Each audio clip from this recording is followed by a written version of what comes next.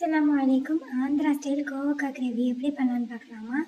ஒரு கடாயில் 1 table spoon பச்சைப்பருப்பு, 1 table spoon தனியா, 1/4 டீஸ்பூன் மிளகு, 1/4 டீஸ்பூன் ஜீரகம் போட்டு வதங்கினதுக்கப்புறம் கொஞ்சமாக ஆயில், 10 பல்லு பூண்டு, 2 வரமிளகா, பெரிய சைஸ் வெங்காயம், பெரிய சைஸ் தக்காளி போட்டு வதக்கி ஆற வச்சு மிக்ஸி ஜாரில் சேர்த்துக்கலாம்.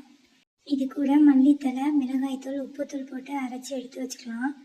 கோவக்காயை இந்த மாதிரி கழுவி சுத்தம் பண்ணி கிராஸாக கட் பண்ணி இந்த அரைச்ச விழுதுகளை உள்ளக்க ஸ்டஃப் பண்ணி வச்சுக்கலாம்.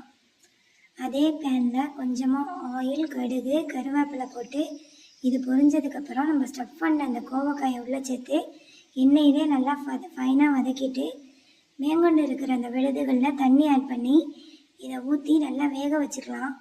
இது வெந்ததுக்கப்புறம் 2 டேபிள் ஸ்பூன் புளிக்கரைச்சல் ஆட் பண்ணி இறக்கிட்டா சூப்பரான கோவக்காய் கிரேவி ரெடி ஆகிடும்.